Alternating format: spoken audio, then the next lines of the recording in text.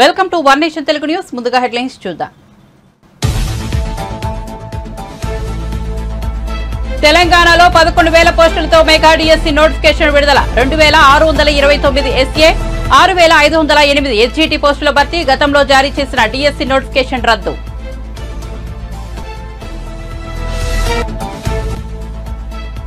జగన్ సమక్షంలో వైసీపీలో చేరిన ఐఏఎస్ అధికారి ఇంతియాజ్. పార్టీలోకి సాదరంగా ఆహ్వానించిన జగన్ కర్నూలు అసెంబ్లీ టికెట్ ఇచ్చే అవకాశం.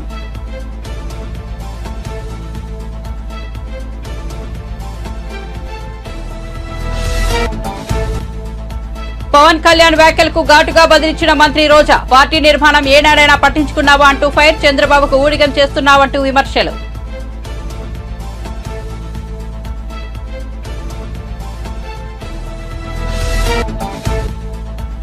రేవంత్ కు ప్రతి సవాల్ విసిరిన కేటీఆర్. గెలిచిన ప్రతిసారి మగాడివి, ఓడితే కాదు అంటావా? మగాడివి అయితే రైతులకు 2 లక్షల రుణమాఫీ చేయి, ఇచ్చిన 420 హామీలు అమలు చేయాలన్నారు. ఇక వార్త వివరాల్లోకి వెళ్తే ఉపాధ్యాయ పోస్టుల భర్తీకి తెలంగాణ ప్రభుత్వం మెగా డిఎస్సి నోటిఫికేషన్ జారీ చేస్తుంది. గురువారం ఉదయం ముఖ్యమంత్రి రేవంత్ రెడ్డి తన నివాసంలో ఈ మేరకు నోటిఫికేషన్ విడుదల చేశారు. ఏకంగా 11,062 పోస్టులతో జారీ అయిన ఈ నోటిఫికేషన్ లో స్కూల్ అసిస్టెంట్ పోస్టులు 2,629 ఉండగా ఎస్జీటీ పోస్టులు 6,508 ఖాళీగా ఉన్నాయి. భాషా పండితులు 727, పీఈటీలు 182 పోస్టులను భర్తీ చేయనున్నారు. ప్రత్యేక కేటగిరీలో స్కూల్ అసిస్టెంట్లు 220, ఎస్జీటీలు 796 పోస్టులు ఉన్నాయి. గతంలో బీఆర్ఎస్ ప్రభుత్వం జారీ చేసిన డిఎస్సి నోటిఫికేషన్ రేవంత్ రెడ్డి సర్కార్ రద్దు చేసింది. గతేడాది సెప్టెంబర్ 6న 5,089 పోస్టులతో బీఆర్ఎస్ ప్రభుత్వం నియామక ప్రకటన విడుదల చేసింది. తాజాగా ఈ నోటిఫికేషన్ రద్దు చేసి అదనంగా 5,000 పోస్టులు కలిపి మొత్తం 11,062 పోస్టులతో రేవంత్ రెడ్డి కొత్త నోటిఫికేషన్ విడుదల చేశారు. అప్పట్లో దరఖాస్తు చేసుకున్న వాళ్లు మళ్లీ దరఖాస్తు చేసుకోనవసరం లేదని సీఎం స్పష్టతనిచ్చారు. పాత దరఖాస్తులు చెల్లుబాటులో ఉంటాయని, కొత్త డిఎస్సికి వాటిని పరిగణలోనికి తీసుకుంటామని పాఠశాల విద్యాశాఖ కమిషనర్ తెలిపారు. ఎన్నికల వేళ కర్నూలు వైసీపీలో కీలక పరిణామం చోటు చేసుకుంది. సీనియర్ ఐఏఎస్ అధికారి ఇంతియాజ్ వైసీపీలో చేరారు. ముఖ్యమంత్రి జగన్ సమక్షంలో ఆయన వైసీపీ కండువా కప్పుకున్నారు. ఇంతియాజ్ కు కండువా కప్పి పార్టీలోకి జగన్ సాదరంగా ఆహ్వానించారు. ఈ కార్యక్రమంలో Ramasubbareddy, Kurnool MLA Hafeez Khan, Kurnool mayor B Y Ramaiah, మాజీ ఎమ్మెల్యే ఎస్వీ మోహన్ రెడ్డి తదితరులు హాజరయ్యారు. ఇంతియాజ్ ఇప్పటికే ఐఏఎస్ పదవికి స్వచ్ఛంద పదవి విరమణ చేశారు. గతంలో ఆయన సిర్ఫ్ సీఈవిగా, మైనారిటీ సంక్షేమ శాఖ కార్యదర్శిగా బాధ్యతలు నిర్వహించారు. కర్నూలు అసెంబ్లీ నియోజకవర్గ అభ్యర్థిగా ఇంతియాజ్ పేరును జగన్ పరిశీలిస్తున్నట్లు సమాచారం. టీడీపీతో పొత్తులో భాగంగా జనసేన పార్టీ 24 అసెంబ్లీ సీట్లు, 3 లోక్సభ స్థానాలకు అంగీకరించడం పట్ల పవన్ కళ్యాణ్ తాడేపల్లిగూడెం సభలో సొంత క్యాడర్ కు వివరించే ప్రయత్నం చేశారు. మనకు పోల్ మేనేజ్మెంట్ ఉందా? టీడీపీ లాగా మనం సంస్థాగత బలం ఉందా? జగన్ లా మన వద్ద 1,000 కోట్లు ఉన్నాయా? బూత్ లెవెల్లో మనకు కార్యకర్తలు ఉన్నారా? ఇవన్నీ ఆలోచించే 24 సీట్లకు ఒప్పుకున్నారని పవన్ వెల్లడించారు. ఈ క్రమంలో సీఎం జగన్ కు అధపాతాళానికి తొక్కేస్తానంటూ ప్రతినబూనారు. దీనిపై మంత్రి రోజా ఘాటుగా స్పందించారు. జగన్ ఏమీ ఆషామాషిగా ముఖ్యమంత్రి కాలేదని స్పష్టం చేశారు. తిరుగులేని ముఖ్యమంత్రిగా ప్రజల ఆశీస్సులతో ఎలా అయ్యాడు? ఊరికే అయిపోలేదుగా అని వ్యాఖ్యానించారు. మరి నువ్వు 2 చోట్ల నిల్చుంటే 2 చోట్ల గెలవలేకపోయావంటే అర్థం చేసుకోవాలని విమర్శించారు. తమ వెబ్సైట్లో నుంచి తీసేసి చంద్రబాబు నాయుడు కనీసం ఇచ్చిన ఒక వాగ్దానాన్ని కూడా నెరవేర్చకపోవడం ఈ రాష్ట్ర ప్రజలు గమనించారు. అదే జగన్మోహన్ రెడ్డి గారు అధికారంలోకి వచ్చాక ఇచ్చిన మేనిఫెస్టోని 99% ఇప్పటికే పూర్తి చేసి అందరి చేత ఆశీర్వదింపబడుతున్నారనేది జగమెరిగిన సత్యం. మీరు ఏ వార్డులోకైనా, ఏ విలేజ్కి వెళ్ళినా కూడా అర్హుడైన వాడు, ఏ పార్టీ వాడైనా, ఏ కులం వాడైనా, ఏ మతం వాడైనా వారికి అన్ని సంక్షేమం, అభివృద్ధి అందుతుందా లేదా అనేది మీరు వెరిఫై చేస్తే మీకే అర్థమైపోతుంది.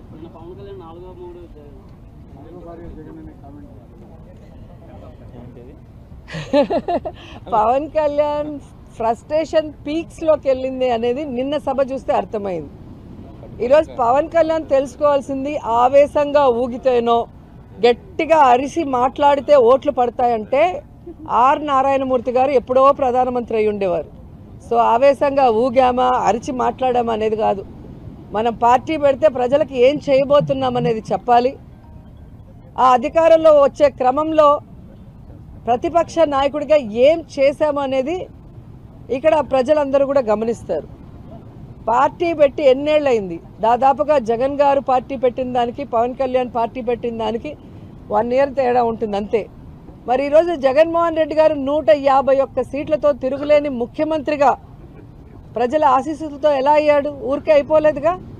మరి నువ్వు కనీసం 2 చోట్ల నించుంటే 2 చోట్ల కూడా ఎమ్మెల్యేగా గెలవలేకపోయావు అంటే అర్థం చేసుకోవాలి. ఈరోజు సిగ్గుచేటు ఏంటంటే ఒక పార్టీ ప్రెసిడెంట్గా ఉండి 24 సీట్లకే పరిమితం అయిపోయి మళ్ళీ క్యాడర్ని తిడతాడు. మనకెక్కడుందయ్యా బూత్ కమిటీలు, మనకెక్కడుందయ్యా మండల కమిటీలు? ఎవరండి డిజైన్ చేయాలి? మండల కమిటీలను ఎవరు ఏర్పాటు చేయాలి? బూత్ కమిటీలను ఎవరు ఏర్పాటు చేయాలి? పార్టీ ప్రెసిడెంట్ చేయాలి. సీఎం రేవంత్ రెడ్డికి బీఆర్ఎస్ వర్కింగ్ ప్రెసిడెంట్ కేటీఆర్ సవాల్ విసిరారు. ఎమ్మెల్యే పదవికి తాను రాజీనామా చేస్తాను, సీఎం పదవికి రేవంత్ రాజీనామా చేయాలి. మల్కాజ్గిరి ఎంపీ స్థానంలో ఇద్దరం పోటీ చేద్దాం, మీ సిట్టింగ్ సీటు మల్కాజ్గిరిలోనే తేల్చుకుందాం. సేఫ్ గేమ్ వద్దు.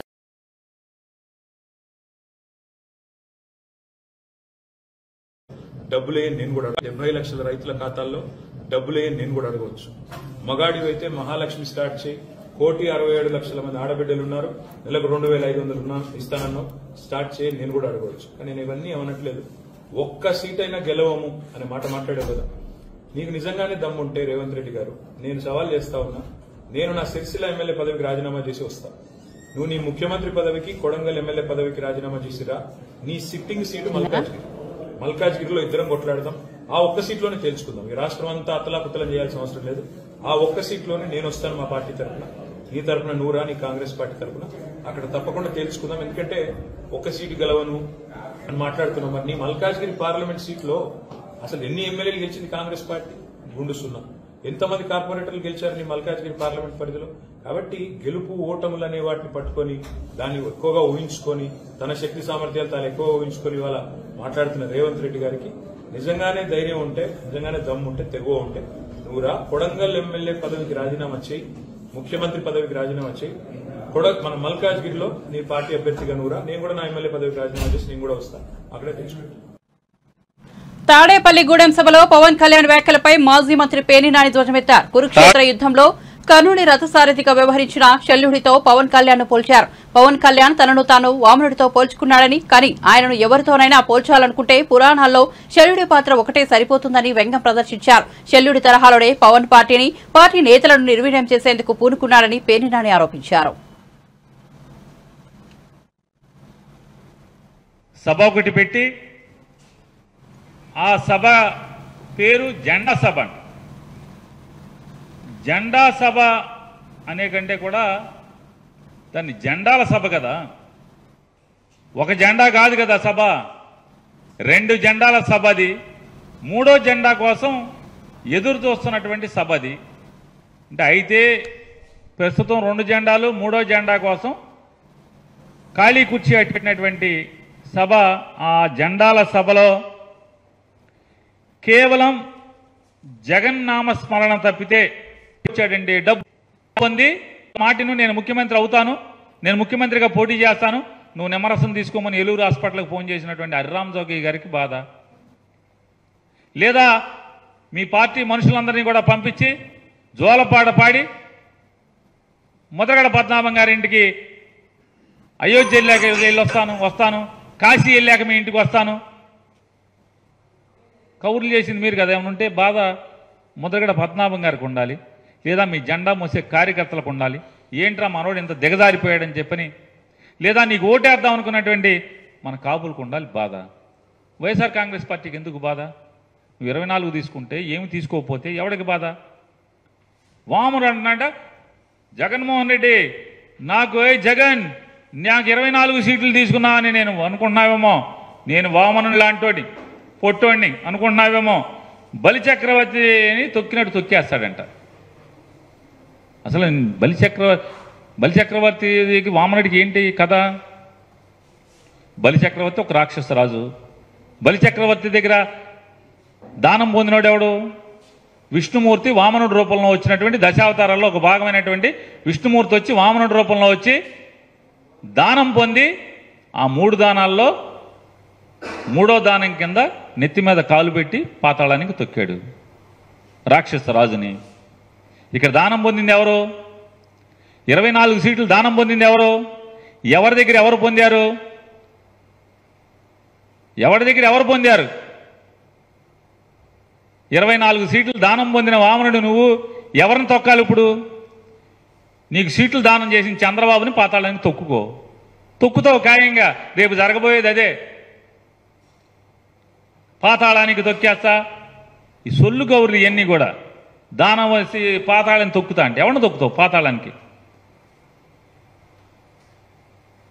ఇవాళ చంద్రబాబు నాయుడు నువ్వు పాతాళానికి తొక్కితే రాబోయే రోజుల్లో ఈ రాష్ట్రంలో పేదరికం పోతుంది, పేద మధ్యతరగతి వర్గాలకి మేలు జరుగుతుంది. నువ్వు దానం పొంది 24 సీట్లు దానం పొందినటువంటి చంద్రబాబు నాయుడిని పాతాళానికి తొక్కేయి. దానం పొందావు, వామనుడి కథలాగా చంద్రబాబు నాయుడిని పాతాళానికి తొక్కేయి. సాధారణంగా ఎవడన్నా పొగట్టాకి పక్కనే ఉన్న పెట్టుకుంటాడు, లేదా ఇద్దరూ కలిసి ఉన్నారు కాబట్టి పవన్ కళ్యాణ్ని చంద్రబాబు పొగడాలి, చంద్రబాబుని పవన్ కళ్యాణ్ పొగడాలి. చంద్రబాబు ఒక్కటంటే ఒక్క మాట పవన్ కళ్యాణ్ గురించి మాట్లాడాల. ఒక్క మాట కూడా పవన్ కళ్యాణ్ ఈరుడు సూర్యుడు, నేను జైల్లోకి వెళ్తే నా పార్టీని బతికిచ్చాడు, నా చచ్చిపోయిన పార్టీని మొత్తం కకాయకమైనటువంటి మొత్తం నేను తినేసిన డబ్బులకి దొరికిపోయి జైల్లోకి వెళ్తే, రాజమండ్రి జైల్లోకి వెళ్తే అసలు మా కొడుకేమో ఢిల్లీ పారిపోయాడు, మా కార్యకర్తలు ఎవరింటో కాడి వెళ్ళిపోయారు, పవన్ కళ్యాణ్ వచ్చి మా పార్టీని బతికిచ్చాడు, లేకపోతే మా పార్టీ అసలు మామూలుగా పోటీ చేయటానికి కూడా కనీసం ఈ 94 సీట్లు డిక్లేర్ చేయడానికి కూడా మనుషులు ఉండేవాళ్ళు కాదని చెప్పని ఒక మాట చెప్పాడా? చెప్పా. చివరికి మన డబ్బా, మన సెల్ఫ్ డబ్బా మనమే కొట్టుకోవాలి ఆయన చెప్తాడు పవన్ కళ్యాణ్ అంట. ఆయనేమో ఎంత కర్మ అంటే పవన్ కళ్యాణ్కి, అతని గురించి అతనే సెల్ఫ్ డబ్బా లేపుకోవాలి, జాకీ పెట్టి అతనే చెప్పుకుంటాడు. రాక్షసులు అంటే రాక్షస గణానికేమో కొమ్ము కాస్తాడు చంద్రబాబును వాళ్ళ అబ్బాయికి. ఈయనంట వామనుడు అంటాడు. అసలు పురాణాల్లో పోల్స్టాకి పవన్ కళ్యాణ్కి ఏముంది? అసలు ఏం పాత్ర ఉంది? శల్యుడి పాత్ర ఒకటే ఉంది. పవన్ కళ్యాణ్ పురాణాల్లో పార్చాలంటే శల్యుడి పాత్ర ఒకటే.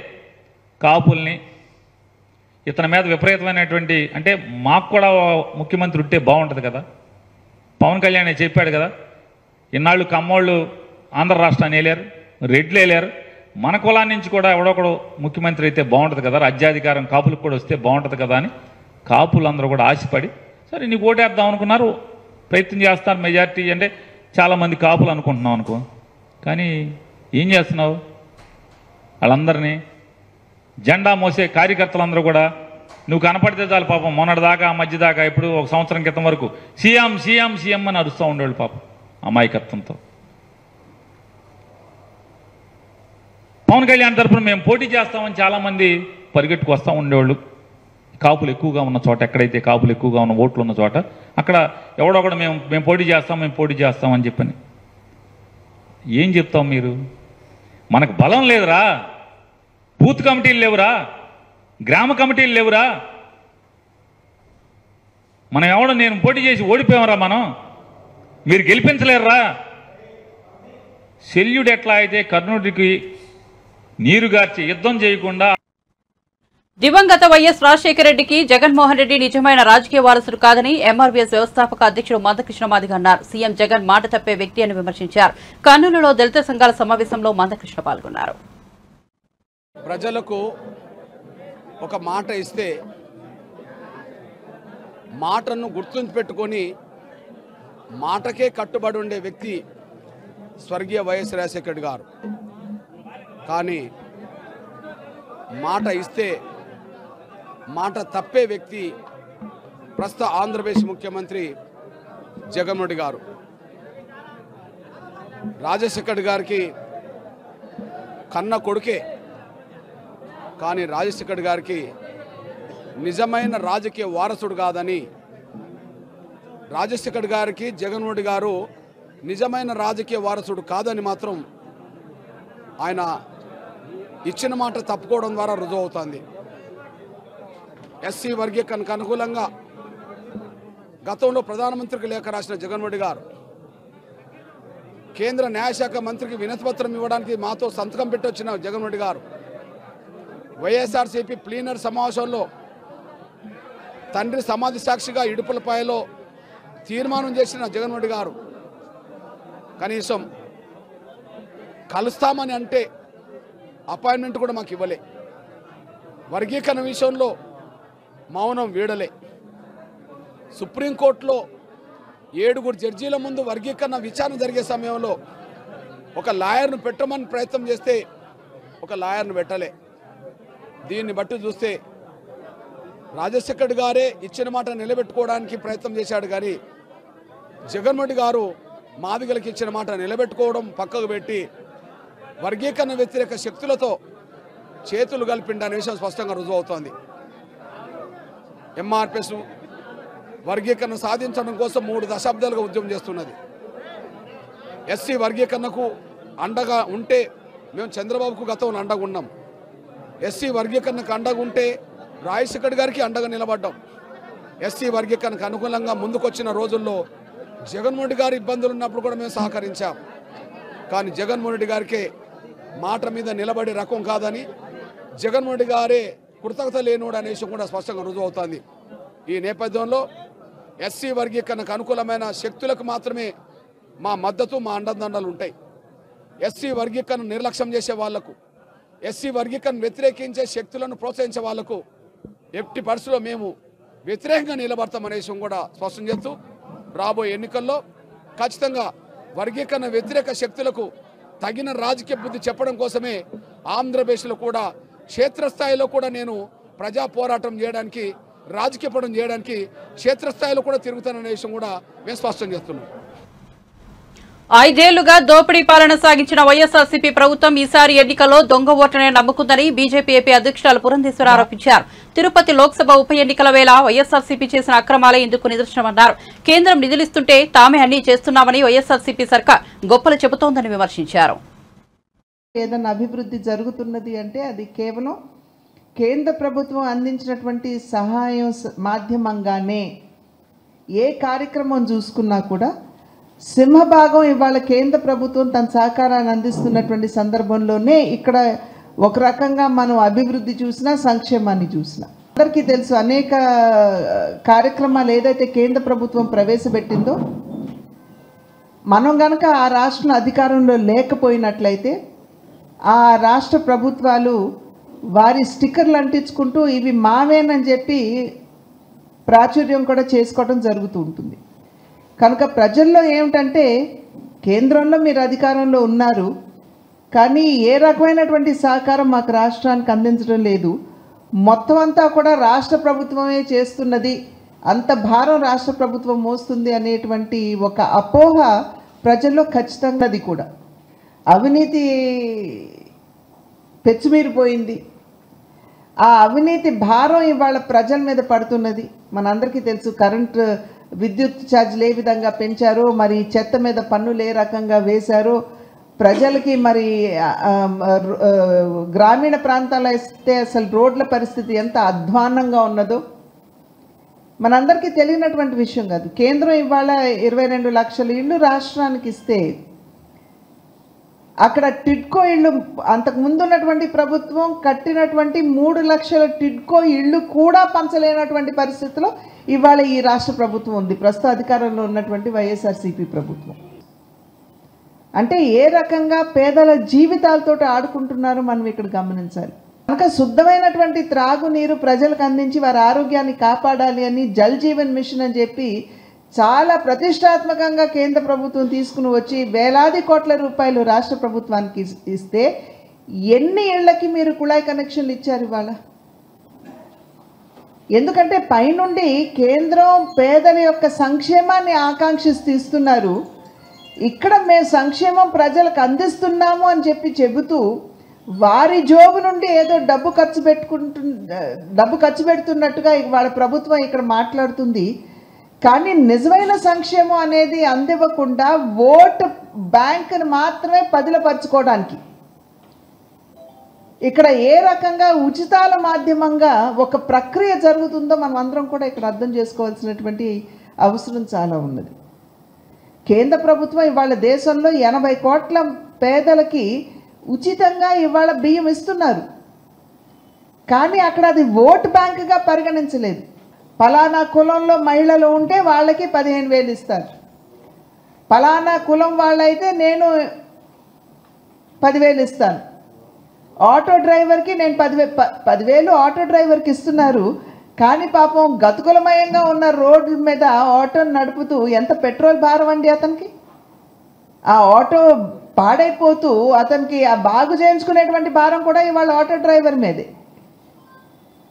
కనుక ఈ రకంగా పేదల్ని, ఆంధ్ర రాష్ట్ర ప్రజల్ని మోసం చేసేటువంటి ఒక పరిస్థితి. దొంగ ఓట్ల గురించి ఎంత ప్రహసనం అండి రాష్ట్రంలో.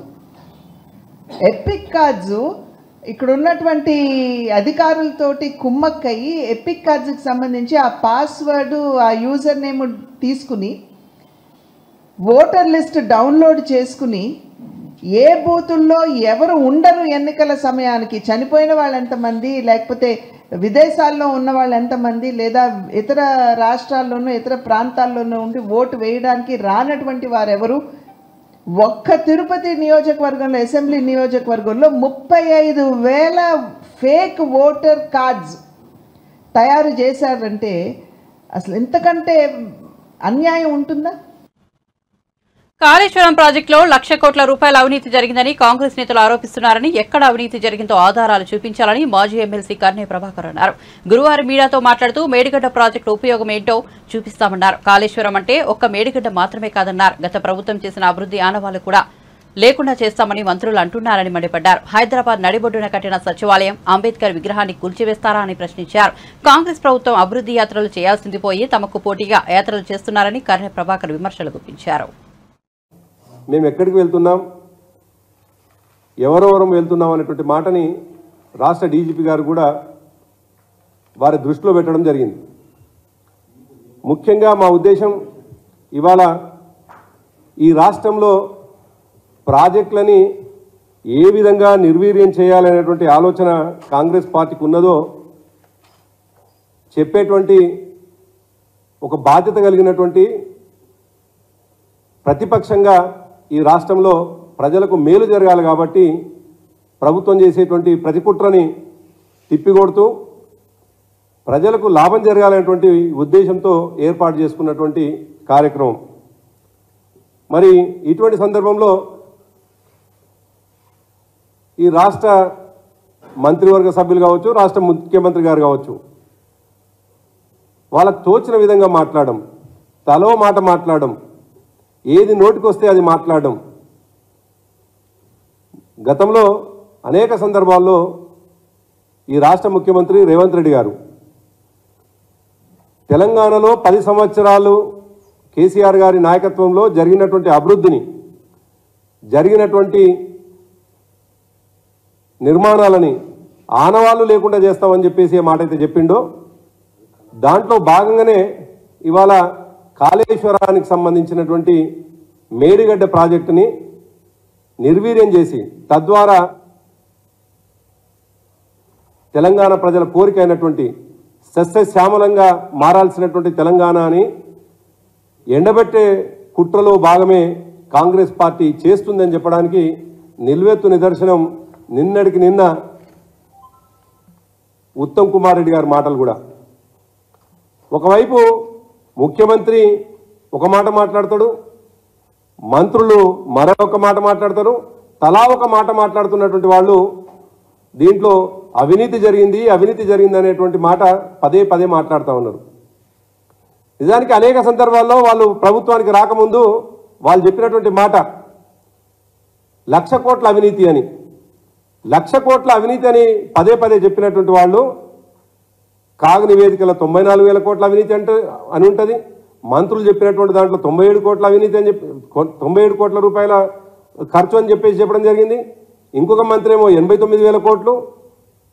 అంటే కాగు రిపోర్ట్లోనే చాలా స్పష్టంగా అటు ఇటుగా 95,000 కోట్ల రూపాయల ఖర్చు జరిగిందని. మరి 1,00,000 కోట్ల అవినీతి ఎట్లా జరిగిందో ఇవాళ చెప్పాల్సినటువంటి బాధ్యత, ప్రజలకు వివరించాల్సినటువంటి బాధ్యత ఇవాళ మంత్రులుగా ఉండాల్సింది పోయి వాళ్ళు మాట్లాడడం, ప్రతి మాటకి అవినీతి అనేటువంటి మాట మాట్లాడడం చాలా దురదృష్టకరమైనటువంటి విషయం. ముఖ్యంగా ఈ రాష్ట్రంలో జరిగినటువంటి ప్రతి పనిని కూడా ఒక అవినీతి పనిగా చూపించి ఇవాళ ఈ రాష్ట్రాన్ని అధోగతి పాలు చేయడానికి చేస్తున్నటువంటి ప్రయత్నంలో భాగంగా ఈ కాంగ్రెస్ పార్టీ ప్రభుత్వం చేస్తున్నటువంటి ఈ దుర్మార్గమైనటువంటి చర్యల్ని ఎండగట్టడానికే, ప్రపంచానికి చూపించడానికే, మేడిగడ్డ ద్వారా ఏం లాభం జరుగుతుందో చెప్పడానికే ఇవాళ మా ప్రజాప్రతినిధుల, మాజీ ప్రజాప్రతినిధుల పర్యటన అనేటువంటి విషయాన్ని ఈ సందర్భంగా గుర్తు చేస్తున్నాం. ఒకవైపు ఏమో అసెంబ్లీ సాక్షిగా న్యాయ విచారణ జరిపిస్తామని చెప్పేసి మాట్లాడినటువంటి ముఖ్యమంత్రి న్యాయ విచారణకు ఆదేశించమని చెప్పడం జరిగింది. మరి న్యాయ విచారణకు ఆదేశించినటువంటి సందర్భంలో విచారణలో తేలాల్సినటువంటి అంశాలు విచారణ అధికారులు తేలుస్తారు. కానీ అంతకంటే ముందే నిన్న ఉత్తమ్ కుమార్ రెడ్డి గారు ఇది ప్రపంచంలోనే అతిపెద్ద అవినీతి ప్రాజెక్టు అని ఎట్లా జస్టిఫై చేస్తాడో, ఎట్లా ఆయన ఆర్డర్లు ఇస్తారు? మరి న్యాయ విచారణ చేయాల్సినటువంటి అధికారులు నిర్ణయిస్తారా, లేదు మంత్రిగా ఉన్నటువంటి వాళ్ళు నిర్ణయిస్తారా? ఇవాళ చెప్పాల్సినటువంటి బాధ్యత. వచ్చే ఎన్నికల్లో జనసేన టీడీపీ గెలుపు ఖాయమని, సభతో వైసీపీ ఓటమి ఖాయమని తేలిపోయిందని జనసేన అధికార ప్రతినిధి పోతిన వెంకట మహేష్ అన్నారు. టీడీపీ జనసేన సభకు హాజరైన జనసంద్రోహాన్ని చూసి వైసీపీ నేతలకు వణుకు పుడుతోందని చెప్పారు. ప్రశాంత్ కిషోర్ సర్వేలో కూడా వైసీపీకి 40 సీట్లకు మించి రావని నివేదిక జగన్ కు అందిందని తెలిపారు. ఎన్నికల్లో బటన్ నొక్కడం, జగన్ ను ఇంటికి పంపడం ఖాయమని చెప్పారు. టీడీపీ జనసేన కూటమి 150 అసెంబ్లీ, 20 ఎంపీ సీట్లు గెలవడం ఖాయమని ధీమా వ్యక్తం చేశారు. సినీ నటి అన్నపూర్ణను విమర్శిస్తూ సోషల్ మీడియాలో ఓ వీడియో పెట్టిన సింగర్ చిన్మయి శ్రీపాదపై గచ్చిబౌలి పోలీసులు కేసు నమోదు చేశారు. ఈ వీడియోలో అన్నపూర్ణను విమర్శించే క్రమంలో చిన్మయి దేశాన్ని అవమానించేలా మాట్లాడిందని హెచ్సీయూ విద్యార్థి కుమార్ సాగర్ ఫిర్యాదు చేశారు. బాధ్యత కలిగిన పౌరురాలిగా దేశాన్ని తక్కువ చేసేలా, కించపరిచేలా మాట్లాడడం సరికాదని కుమార్ సాగర్ తన ఫిర్యాదులో పేర్కొన్నారు. దీంతో చిన్మయిపై కేసు నమోదు చేసినట్లు పోలీసులు తెలిపారు.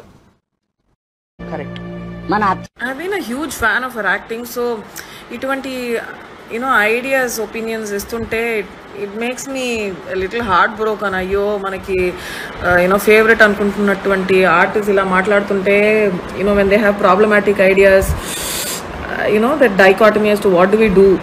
So based on her rules, medical emergencies కనుక ఏదన్నా యాక్సిడెంట్స్ కానీ ట్రామా కేసెస్ కానీ జరిగితే so sunrise to sunset మాత్రమే జరగాలి. నర్సెస్ ఉండకూడదు, లేడీ డాక్టర్స్ ఉండకూడదు. ఈవిడ గారు కానీ ఈవిడ తెలిసినటువంటి ఎవరికైనా, మన అందరికీ ఏదైనా మెడికల్ ఎమర్జెన్సీస్ వస్తే లేడీ డాక్టర్స్ అస్సలు ఉండకూడదమ్మా. సన్ రైజ్ టు సన్సెట్ మాత్రమే ఎమర్జెన్సీస్ అన్నీ జరగాలి. ఆ తర్వాత evening 6 PM to 6 AM only మగాళ్ళు మాత్రమే ఉంటారు, even with lady patients. So మనకి బయట ఏం పని, మనకి ఒంట్లో బాగాలేనప్పుడు కూడా మనము హాస్పిటల్లో ఉండకూడదు. 6 AM to 6 PM మాత్రమే మనం ఉండాలి. ఓకే, ఇదే రూల్ ప్రకారం పిల్లలు కూడా అర్ధరాత్రి పూట పుట్టకూడదు, గైనకాలజిస్ట్ ఉండకూడదు కాబట్టి according to these rules sunrise to sunset మాత్రమే పిల్లలు పుట్టాలి. అప్పుడే నర్సెస్ కానీ గైనకాలజిస్ట్ కానీ లేడీ. బులెటిన్ ముగించే ముందు హెడ్లైన్స్ మరోసారి చూద్దాం. తెలంగాణలో 11,000 పోస్టులతో మెగా డిఎస్సీ నోటిఫికేషన్ విడుదల. 2,629 ఎస్ఏ, 6,508 ఎస్జీటీ పోస్టుల భర్తీ. గతంలో జారీ చేసిన డిఎస్సీ నోటిఫికేషన్ రద్దు.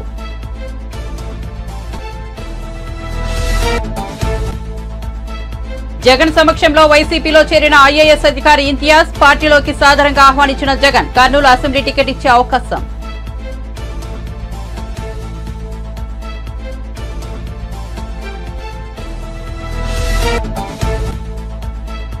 పవన్ కళ్యాణ్ వ్యాఖ్యలకు ఘాటుగా బదిలిచ్చిన మంత్రి రోజా.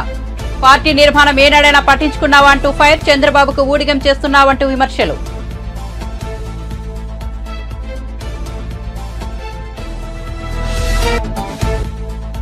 రేవంత్ కు ప్రతి సవాల్ విసిరిన కేటీఆర్. గెలిచిన ప్రతిసారి మగాడివి, ఓడితే కాదు అంటావా? మగాడివైతే రైతులకు 2 లక్షల రుణమాఫీ చేయాలని డిమాండ్.